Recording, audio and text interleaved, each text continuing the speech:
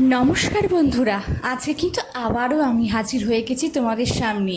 উল্টো রথের দিন আমরা কোথায় গেছিলাম আর কি কি কিনেছিলাম, কত কি দোকান দিয়েছিল, কোথায় গিয়েছিলাম রথযাত্রার মেলা দেখতে, আজকে সেটাই শেয়ার করব। এখানে দেখতেই পাচ্ছ, বাড়ি থেকে বেরোতে না বেরোতেই একটি রথ দেখতে পেলাম, যেটা পুরো পুলিশ প্রোটেকশন দিয়ে যাওয়া হচ্ছে নিয়ে। তো আমার বাবা কিন্তু রেডি আমাকে নিয়ে যাচ্ছেন। আর দেখো, যেতে যেতে এতগুলো রথ দেখতে পেলাম আমি। এখানে একটা ফ্যামিলি রথ বের করেছে, এখানে একটা ফ্যামিলি রথ বের করেছে। আর রথ দেখতে দেখতে চলে এলাম আমি বাওয়ালির রথ তলায়। হ্যাঁ, যেটা রথযাত্রার মেলা হিসেবে খুবই বিখ্যাত আমাদের এখানে। তো আমি ঠিক করেছি যে এবারে রথযাত্রার মেলাটা, উল্টো রথটা এখানেই কাটাই। তো চলো চট করে দেখে নাও তো।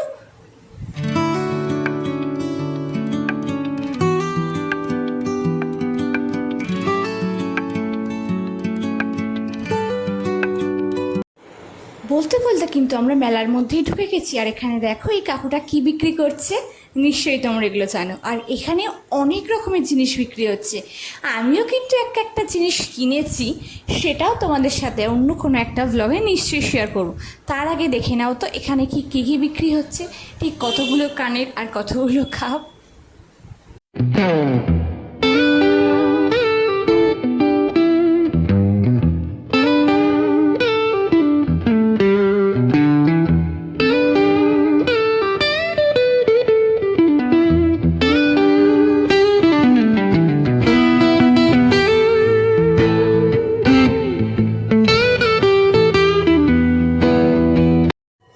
চলো ঘুরতে ঘুরতে দেখতে পেয়ে গেলাম, এখানে খাঁচাও বিক্রি হচ্ছে, ঝোড়াও বিক্রি হচ্ছে, বিভিন্ন রকমের খাঁচা বিক্রি হচ্ছে।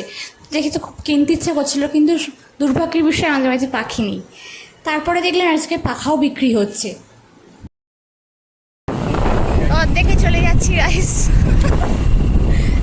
এই যে বাবা আছে, বাবা নিয়ে এসেছিল রথতলায়, রথ দেখা হয়ে গেছে, এবার চলে যাচ্ছে, ব্যাস শেষ।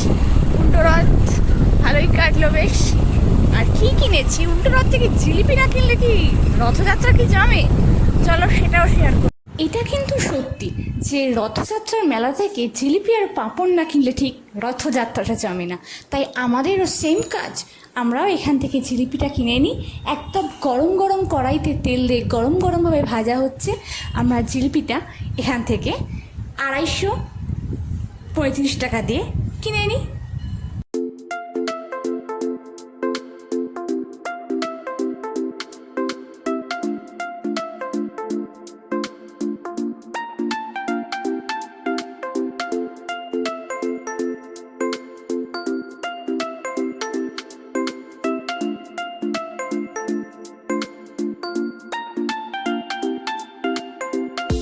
বাড়ি ফেরার পথে আবার রথের সাথে দেখা হয়ে যায়। আজকের ব্লগ কিন্তু এইটুকুই। ভালো লাগলে বন্ধুরা অবশ্যই সাবস্ক্রাইব করে দিও।